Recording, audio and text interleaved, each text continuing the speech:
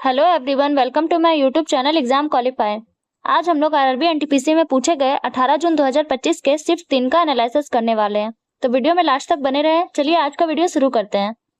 आज का हमारा पहला क्वेश्चन है, प्रधानमंत्री राजीव गांधी ने भारत में 7वीं पंचवर्षीय योजना की शुरुआत की। निम्नलिखित में से कौन सा 7वीं पंचवर्षीय योजना का मुख्य फोकस क्षेत्र था? ए उदारीकरण, 2 आधुनिकीकरण और प्रौद्योगिकी उन्नयन, सी संरचनात्मक सुधार या डी निजीकरण। तो इसका सही उत्तर है दोस्तों ऑप्शन बी, आधुनिकीकरण और प्रौद्योगिकी उन्नयन। क्वेश्चन नंबर 2, विशाल भारतीय मैदानों के किस क्षेत्र में उच्च आर्द्रता और कच्छ स्थितियां होती है?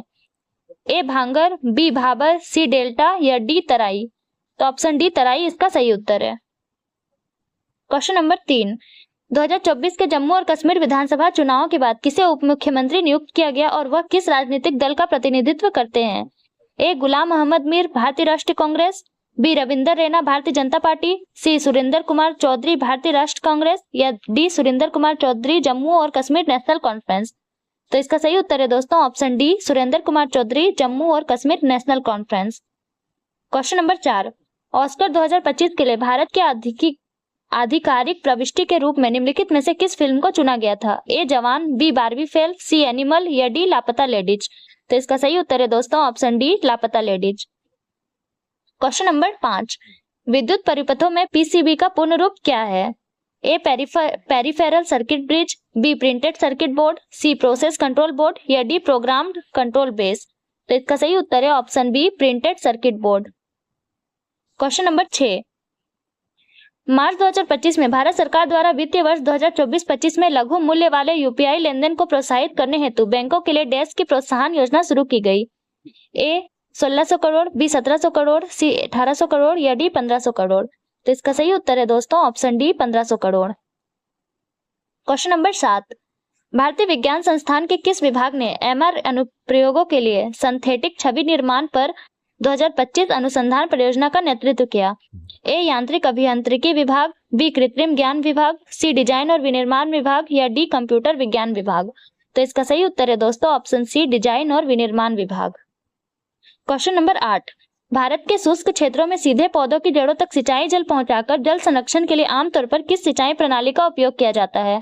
ए नहर सिंचाई, बी ड्रिप सिंचाई, सी ताल सिंचाई या डी स्प्रिंकलर सिंचाई। तो इसका सही उत्तर है दोस्तों ऑप्शन बी, ड्रिप सिंचाई। क्वेश्चन नंबर 9, निम्नलिखित में से किसने 1857 में अंग्रेजों के विरुद्ध विद्रोह के लिए देसी राजाओं का सपोर्ट जुटाने हेतु बिठूर के कालपी, दिल्ली और लखनऊ की यात्रा की थी? ए तात्या टोपे, बी नाना साहब, सी बहादुर शाह जफर या डी झांसी की रानी। तो इसका सही उत्तर है दोस्तों ऑप्शन बी, नाना साहब।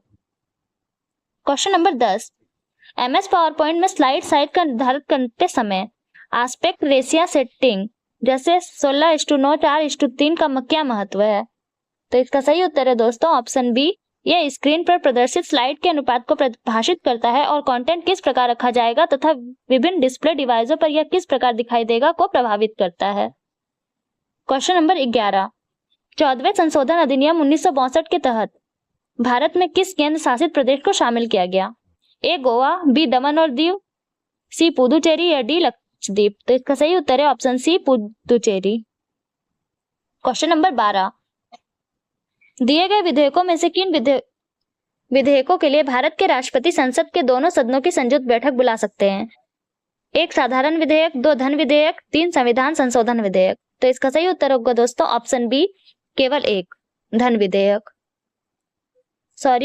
केवल एक साधारण विधेयक। क्वेश्चन नंबर 13, भारतीय लोकसभा में केंद्र सरकार के विरुद्ध अविश्वास प्रस्ताव पारित हो जाने पर क्या होगा? ए केवल असहमत मंत्री की ही इस्तीफा देते हैं, बी पुनः चुनाव प्रक्रिया शुरू होती है, सी प्रधानमंत्री को मंत्रिमंडल को पुनर्गठित करने का अवसर दिया जाता है या डी संपूर्ण मंत्रिपरिषद को इस्तीफा देना पड़ता है। तो इसका सही उत्तर है ऑप्शन डी, संपूर्ण मंत्रिपरिषद को इस्तीफा देना पड़ता है। क्वेश्चन नंबर 14, फरवरी 2025 में नए भारतीय वाणिज्य दूतावास का उद्घाटन करने के लिए पीएम मोदी और राष्ट्रपति मैक्रो किस शहर गए? ए टुलूस, बी बाकू, सी लियोन या डी मार्सिले। तो इसका सही उत्तर है option D, Marseille. Question number 15, हरित क्रांति के क्रियान्वयन के बाद खाद्य सहायता पर भारत की निर्भरता कम हो गई थी। हरित क्रांति से पूर्व किस अमेरिकी कार्यक्रम के तहत भारत को गेहूं की सहायता प्रदान की थी? ए पीएल 480, बी हरित सहायता, सी मार्शल प्लान या डी केएल 580। तो इसका सही उत्तर है option A PL 480। Question number 16, 1961 में प्रकाशित निम्नलिखित में से कौन सा उपन्यास अतिया हुसैन द्वारा लिखा गया था जिसमें एक सामंती परिवार पर विभाजन के प्रभाव को चित्रित किया गया है? A sunlight on the broken column, B clear light of day, C ice candy man या डी मिडनाइट चिल्ड्रन। तो इसका सही उत्तर है दोस्तों option A sunlight of the broken column. Question number 17, 1921 में राजकुमारों के लिए एक विचार विमर्श निकाय के रूप में किस संस्था की स्थापना की गई थी? ए भारतीय परिषद, बी शाही परामर्श बोर्ड, सी राजकुमारों का चैम्बर या डी शाही सभा। तो इसका सही उत्तर है ऑप्शन सी राजकुमारों का चैम्बर। क्वेश्चन नंबर 18, भारत के सर्वोच्च न्यायालय ने किस ऐतिहासिक मामले में फैसला दिया कि लोकसभा के भंग होने के बाद भी मंत्रिपरिषद के पद समाप्त नहीं होंगे? ए गोलकनाथ बनाम पंजाब राज्य 1967, बी केशवनाथ बनाम भारती बनाम केरल राज्य 1973, सी SR बोम्मई बनाम भारत संघ 1994 या डी UNR राव बनाम इंदिरा गांधी 1971। तो इसका सही उत्तर होगा दोस्तों ऑप्शन डी UNR राव बनाम इंदिरा गांधी 1971। क्वेश्चन नंबर 19, अशोक के शिलालेखों में धम्म मुख्यतः किसको संदर्भित करता है? ए बौद्ध सिद्धांत, बी शाही फरमान, सी बुद्ध के नारे या डी नैतिक कानून। तो इसका सही उत्तर है दोस्तों ऑप्शन डी नैतिक कानून। क्वेश्चन नंबर 20, नवंबर 2024 में बाकू अजरबैजान में जलवायु परिवर्तन पर केंद्रित कौन सा अंतर्राष्ट्रीय कार्यक्रम आयोजित किया गया? ए COP28, बी वैश्विक जलवायु मंच, सी पृथ्वी शिखर सम्मेलन 2024 या डी COP29। तो इसका सही उत्तर है option D COP29। Question number 21, Congress के किस आरंभिक अधिवेशन में सिविल सेवाओं सहित उच्च प्रशासनिक सेवाओं के भारतीयकरण की मांग सर्वप्रथम की गई थी? ए कलकत्ता अधिवेशन 1886, बी बम्बई अधिवेशन 1885, सी इलाहाबाद अधिवेशन 1890 या डी मद्रास अधिवेशन 1887। तो इसका सही उत्तर है ऑप्शन बी बॉम्बे अधिवेशन 1885। क्वेश्चन नंबर 22, धात्विक अभिलक्षण की आवर्त प्रकृति के संदर्भ में निम्नलिखित में से कौन सा कथन सही नहीं है? ए धात्विक अभिलक्षण आवर्त में बाएं से दाएं बढ़ता है, बी धात्विक अभिलक्षण समूह में नीचे की ओर जाने पर बढ़ता है, सी धात्विक से अधात्विक में परिवर्तन क्रमिक होता है या डी धात्विक अभिलक्षण आवर्त में बाएं से दाएं घटता है। तो इसका सही उत्तर है दोस्तों ऑप्शन ए धात्विक अभिलक्षण आवर्त में बाएं से दाएं बढ़ता है। क्वेश्चन नंबर 23, मार्च 2025 में डैश में भारत के पहले आयुध कारखाने की स्थापना के उपलक्ष्य में आयुध निर्माणी दिवस मनाया गया? ए पुणे, बी काशीपुर, सी हैदराबाद, डी जबलपुर। तो ऑप्शन बी काशीपुर इसका सही उत्तर है। क्वेश्चन नंबर 24, विश्व सतत विकास शिखर सम्मेलन 2025 की थीम क्या थी? ए सतत विकास और जलवायु समाधानों तक पहुंच के लिए साझेदारी, बी सतत विकास और जलवायु परिवर्तन के प्रयास के लिए साझेदारी, सी सतत विकास और जलवायु समाधानों में तेजी लाने के लिए साझेदारी या डी सहायक विकास और जलवायु समाधानों तक पहुंच के लिए साझेदारी। तो इसका सही उत्तर है दोस्तों ऑप्शन सी सतत विकास और जलवायु समाधानों में तेजी लाने के लिए साझेदारी। क्वेश्चन नंबर 25, वह कृषि प्रणाली जिसमें फसल की खेती और पशुपालन दोनों शामिल है क्या कहलाती है? ए वैदिका कृषि, बी रोपण कृषि, सी जीविका कृषि या डी मिश्रित कृषि। तो ऑप्शन डी मिश्रित कृषि इसका सही उत्तर है। क्वेश्चन नंबर 26, MS वर्ड 2019 का कौन सा फीचर बहुस्तरीय क्रमांकित सूची बनाने की सुविधा प्रदान करता है?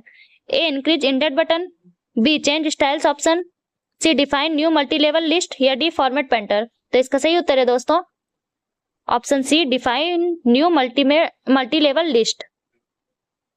क्वेश्चन नंबर 27, चंद्रगुप्त प्रथम द्वारा उपयोग की जाने वाली शाही उपाधि डैश थी? ए सम्राट, बी महाराज, सी महाराजाधिराज या डी चक्रवर्ती। तो इसका सही उत्तर है दोस्तों ऑप्शन सी महाराजाधिराज। क्वेश्चन नंबर 28, निजीकरण 1991 की नई आर्थिक नीति का एक प्रमुख स्तंभ था, निम्नलिखित में से कौन सा निजीकरण का एक रूप नहीं है? ए विनिवेश, बी रणनीतिक बिक्री, सी परिसंपत्ति मुद्रीकरण या डी संप्रभु ऋण। तो इसका सही उत्तर है दोस्तों ऑप्शन सी परिसंपत्ति मुद्रीकरण।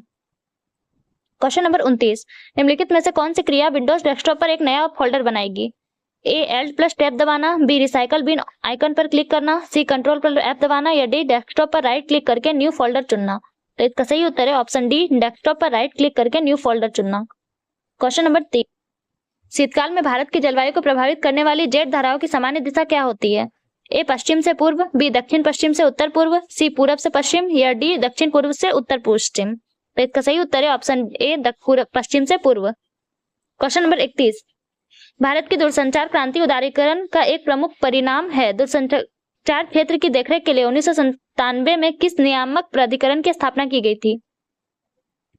तो इसका सही उत्तर है दोस्तों option B TRAI TRAI. Question number 32, अक्टूबर 2024 में निम्नलिखित में से कौन सशस्त्र बल चिकित्सा सेवा की महानिदेशक का पद संभालने वाली पहली महिला अधिकारी बनी?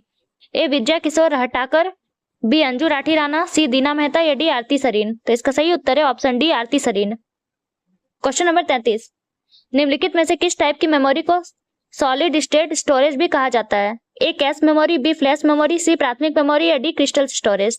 तो इसका सही उत्तर है option B flash memory. Question number 34, गद्दी नाटी निम्नलिखित में से किस राज्य का प्रसिद्ध लोक नृत्य है? ए मध्य प्रदेश, बी हिमाचल प्रदेश, सी उत्तर प्रदेश या डी आंध्र प्रदेश। तो ऑप्शन बी हिमाचल प्रदेश इसका सही उत्तर है। क्वेश्चन नंबर 35, कार्डियोमायोसाइट्स अपनी झिल्ली क्षमता को बनाए रखने और उचित संकुचन सुनिश्चित करने के लिए किस तंत्र पर बहुत अधिक निर्भर करते हैं? तो इसका सही उत्तर होगा दोस्तों option B voltage gated ion चैनलों और सक्रिय आयन पंपों का संयोजन।